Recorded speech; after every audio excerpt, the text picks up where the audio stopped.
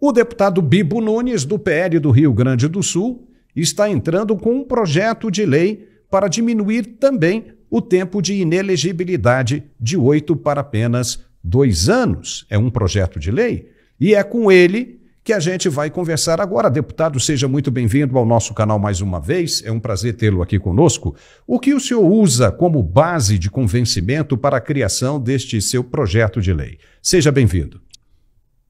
Legal, uma honra estar novamente no Mundial PL Notícias, uma super audiência, a direita toda ligada, muita credibilidade, sempre falando com a verdade. Eu estava ouvindo aí o descondenado Lula falando e ele confirmou que vai perder a eleição. Ele mesmo disse que vai perder a eleição. Ele disse, porque ele disse que a mentira não vai vencer a eleição e ele é pura mentira. Então ele disse que vai perder a eleição. Ele está tranquilo quanto à eleição. Lula está tranquilo como enfermeiro de hospício. Essa é a tranquilidade dele. Agora, quanto a esse projeto de lei complementar número 141 de 2023, reduz de 8 para 2 anos o período de inelegibilidade. Muitas pessoas dizem que está ofuscando ou denegrindo o ficha limpa. Não tem nada a ver com ficha limpa quando pensei nesse projeto. Esse projeto, ele é baseado na lei da inelegibilidade, que é de 1990, onde a punição para ficar inelegível era de 3 anos. 3 anos. Com 20 anos como 3 anos. Depois, em 2010, junto com a lei da ficha limpa, no caso, aumentaram para 8 anos. 8 anos é demais. Deixar uma pessoa inelegível como sendo a pena inelegibilidade não tem fundamento. O político corrupto, político ladrão, esse criminoso, tem as leis vigentes no Brasil, tem o Código Penal, tem lei de responsabilidade, tem muita coisa para condenar. E não é afastando de ser candidato pela punição. O que adianta deixar 5, 8 anos inelegível e fica solto, desfrutando do dinheiro que roubou? Gastando o dinheiro que roubou? Não. Tem lei no Brasil para punir quem é corrupto e não tanto tempo deixando pessoa fora pelo seguinte motivo. Porque de 2010 para cá mudou bastante. Hoje quem comanda, influencia muito na política é o judiciário. A nossa política está judicializada. E isso todos sabem. O STF se mete demais na política e eu digo o seguinte, quando a política invade os tribunais, a justiça foge pela janela. Então não é punir, deixando inelegível, que vai trazer a segurança jurídica ou a tranquilidade para a população. Porque político corrupto tem que ser punido com as leis vigentes. E 2 anos é o suficiente, por quê? Em 2 anos, ele simplesmente não concorre na próxima eleição. O próprio presidente da Câmara, Hugo Mota, disse que 8 anos é muito tempo. São 4 eleições. Não quer dizer que estará beneficiando o que foi punido, porque o corrupto, deixar inelegível só, não é suficiente. O problema que se está usando hoje, esse período de 8 anos, para deixar políticos que têm condições de vencer eleições daqui a 2, 3, 4 anos, ou 5, que seja, inelegível, numa jogada política. Então serve muito mais esse período de 8 anos para uma sanção política a candidatos que não cometeram crimes de corrupção, de roubo, por exemplo. O que aconteceu com Bolsonaro? Bolsonaro, 8 anos inelegível, por quê? Porque ele se pronunciou com relação às eleições para quem? Para embaixadores de outros países que não votam no Brasil e não influenciam nada no Brasil. E aí, pune com 8 anos de inelegibilidade por isso? Ou então, porque ele estava presente num desfile cívico-militar e alegam que ele tirou proveito político? 8 anos de condenação? O que é isso? Nos últimos 3 anos, 2 anos para cá, só se condena, só se penaliza políticos de direita. Olha o senhor Janones da vida, alguma punição para ele? Nada. Olha o senhor Sérgio Cabral, condenado a 400 anos de cadeia. Onde ele está? Prisão domiciliar? Está lá, agora, está na beira da piscina, tomando um drink na sua mansão. Isso é condenação? Hã? Dando dicas Deixar de o cara filmes. inelegível é punição para ele? Claro que não. E dando dicas de filmes, né, deputado? Inelegibilidade não é punição suficiente para político corrupto. Tem que ir para a cadeia, atrás das grades, devolver o que roubou. Isso tem que fazer. Agora, 2 anos é mais do que suficiente para penalidade. Agora, roubou, fez coisa pior, a justiça comum é que vai punir. Deputado, para esse seu projeto andar, é preciso passar pela CCJ da Câmara. Qual a possibilidade disso acontecer e quem será o presidente para analisar essa proposta? Olha, o presidente da CCJ não temos ainda, mas nós já temos o relator. Porque em dezembro do ano passado, a CCJ pertencia ao PL, a Carol de Tone na presidência, e colocamos ali relator o Felipe Barros, que já está escalado. E a possibilidade de passar é tão grande, veja só. Esse projeto de lei complementar, quando eu apresentei, a minha assinatura era suficiente. Aí eu vou pegar apoio dos colegas. Numa tarde, eu peguei 73 assinaturas de vários partidos. Numa tarde. Ontem, quando eu estourei a imprensa inteira do Brasil me entrevistando, todo mundo falando desse projeto, mais de 20 deputados me procuraram para assinar o projeto, querendo dar apoio. Inclusive, quando cheguei no plenário, o deputado bateu foto comigo, quero assinando, deixa eu bater foto contigo para dizer que está apoiando o projeto. Uma aceitação muito grande e ficou muito maior a aceitação quando Hugo Mota também disse que 8 anos é tempo demais. É o bom senso que impera. Alguns dizem o seguinte, Paulo, isso é inconstitucional. Os urubus de plantão, contra tudo e a favor de nada, sempre tentam achar uma desculpa.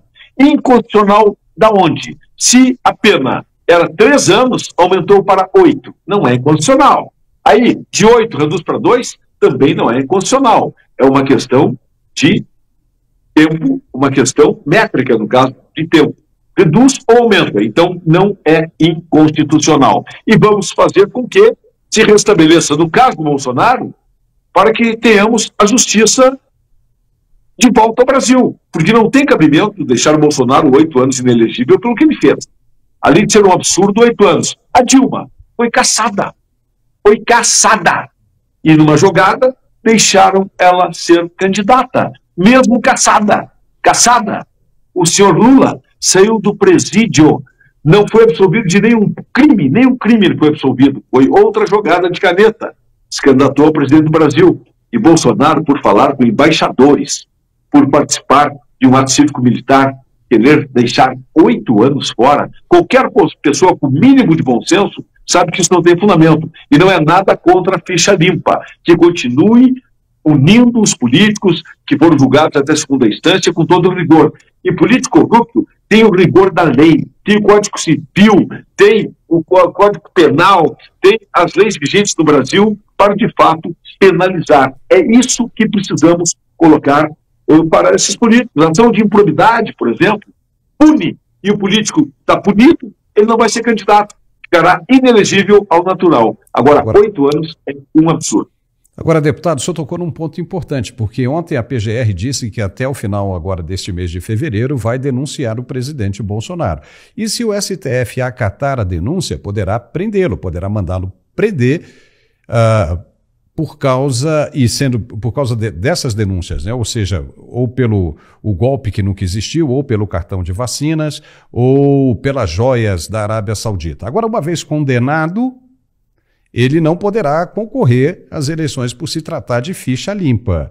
E aí, de repente, se seu projeto estiver andando, como realmente nos parece que está, porque além dos parlamentares do PL, o senhor já também conta com apoio dos parlamentares do Centrão, e isso é um tema que interessa a todos, né? Todos os parlamentares têm interesse nisso aí. Então, há uma grande possibilidade de que isso passe realmente. Como é que o senhor vê essa possibilidade da PGR já oferecer uma denúncia contra o presidente Bolsonaro? Isso anularia todo o seu trabalho, né, em parte. Sim, mas eu não acredito. Não acredito na prisão de Bolsonaro. Bolsonaro, em momento algum, incitou a golpe de Estado. Tem muita falácia contra ele, muita falta de verdade. Tanto é que, se tivesse, já teriam prendido ele. E não prenderam até hoje porque não tem fundamento, não tem motivo. Apesar de que hoje no Brasil com a justiça do jeito que está, que quando eu digo, né? E quando a política invade os tribunais, a justiça foge pela janela.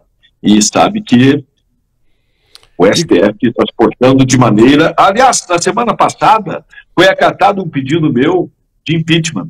Foi o único acatado quando o Pacheco estava indo embora. 2 dias antes de ir embora, acatou um pedido meu. No finalzinho. E aí, acatou, como é que não. vai ficar isso? Recebeu. Entrou no trâmite, o Congresso recebeu, oficializou o meu pedido de impeachment do Barroso. Né? Pediu, foi o único que aceitaram, faltando 2 dias para ele sair. Uau, e aí precisamos depois saber como é que vai ficar essa situação. Mas ainda com relação ao seu projeto de Mas lei... já está oficializado. Ele recebeu o meu pedido de impeachment. O meu e de mais 5 brasileiros, cidadãos comuns que pediram impeachment. Mas, deputado, o que oficialmente foi reconhecido como pedido foi o meu. Eu pedi 6 pedidos de impeachment, se não me engano. Pedido da Carmen Lúcia, com todo fundamento, pedido do Barroso e pedido também do Alexandre de Moraes. Tudo muito bem fundamentado. Então, esse último meu, o que aceitaram foi contra o Alexandre de Moraes, pela postura dele lá na Itália. Editando a verdade, a fita verdadeira, editaram, diz que ele foi a vítima quando o filho dele que agrediu. Então, não é compatível com a liturgia do cargo de um ministro do STF, portanto, eu pedi vítima. Tem muita coisa realmente estranha, né? Porque nós recebemos, inclusive, um vídeo criticando e fazendo um contraponto bem interessante, quando naquela situação, naquele evento que teve da Uni, onde o ministro Barroso participou, ele falou efusivamente que derrotamos o bolsonarismo, e naquele mesmo episódio ele disse que só ditaduras que fecham o Congresso Nacional. Mas o ministro e disse, vencemos o bolsonarismo. Aí eu pedi o impeachment dele. É motivo de impeachment. É motivo de impeachment. Só no Brasil que não. Se fosse um país sério, ele já estava empichado. Porque um magistrado, um juiz, um desembargador, um ministro não pode participar de ato político partidário. Ele participou com milhares de manifestantes de esquerda. E nem de direita poderia. E ele, no palco de uma manifestação política que não pode, não se conteve e ainda falou: vencemos o bolsonarismo. Pode continuar ministro? É motivo de sobra para sofrer impeachment e aconteceu nada, uma vergonha. Olha, e ele disse então que as ditaduras é que fecham o Congresso, que calam o Congresso, mas o ministro Gilmar Mendes disse que vai barrar, vai derrubar qualquer medida do Congresso Nacional que avance contra a Corte. Ainda nesse mesmo evento, eu quero citar mais 3 exemplos aqui. Não esqueça que quem faz as leis somos nós, legisladores. Nós podemos fazer leis para tolher eles. Então não pense que aqui, quem faz leis somos nós. Eles apenas julgam. Nós podemos fazer leis para corrigirmos absurdos. E o ministro disse o seguinte, que só a ditadura que caça mandatos. Não é verdade, porque o TSE caçou o Deltan Dallagnol e estão caçando agora a deputada Carla Zambelli. E ele disse também que só a ditadura é que cria censuras. Mas o STF começou a discutir a regulamentação das mídias sociais, né? Censurou, mandou ofício para o X de Elon Musk. E, por último, o ministro ainda disse tudo isso no mesmo evento, que só a ditadura que tem presos políticos. E como é que fica a situação do Daniel Silveira? Sim. Aliás, o ministro do STF não tem que estar opinando sobre política. Ele tem que ser discreto, ele tem que ser isento, ele tem que ser uma pessoa de extremo bom senso. O juiz não deve participar ativamente da política como participa hoje. Quer participar da política? Venha, se candidate. Pegue a legitimidade popular, que não tem. Apenas um presidente indicou alguém e vira praticamente um deus. Mas isso vai acabar, porque está mudando muito, principalmente aqui na Câmara Federal. A postura será outra. Nós queremos respeito entre os poderes, mas não ninguém querendo se sobrepor aos outros. É justamente se serve, se tem freios e contrapesos para os outros 2 poderes, tem que haver para os 3. Entendeu? Ou seja, o que todos nós queremos é que o Brasil volte à sua normalidade e que nós tenhamos os três poderes muito bem definidos e cada um dentro do seu quadrado, fazendo o que a Constituição manda, apenas isso. E não aquilo que diz que a Constituição manda, mas que os caras vão e fazem outras coisas e dizem que estão fazendo em defesa da democracia. Isso aí atrapalha muita coisa. Vamos lá, três poderes. Todos podem cometer crimes. Olha, já teve impeachment, presidente da República, governador de estado, prefeito, governador, deputado federal, estadual, todos já foram impeachados. Nunca tivemos um impeachment de um ministro do STF, e tendo motivo de sobra. Está faltando um Senado que saiba punir e fiscalizar o STF. Olha, para a gente encerrar, chegamos ao final da nossa entrevista, deputado. Quanto tempo o senhor acha que ainda vai tramitar o seu projeto de lei na Câmara com o novo presidente Hugo Motta? Olha, nós queremos tramitar rapidamente na CCJ. Se não der na CCJ, nós vamos pedir urgência.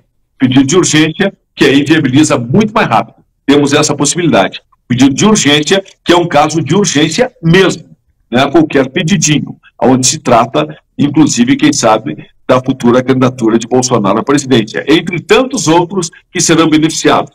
Essa redução beneficia a todos os partidos e coloca um tempo razoável, dentro da lógica. 8 anos é para usar politicamente uma maneira de prejudicar potenciais candidatos a vencerem eleição daqui a algum tempo. 2 anos, uma eleição fora é suficiente. Depois, tem os rigores da lei brasileira para punir os políticos corruptos. Tá certo. Deputado Bibo Nunes, muitíssimo obrigado por sua participação aqui conosco mais uma vez, hein? Muito obrigado. Uma honra, hein? Abraço. E volte sempre. Um abraço. Tchau.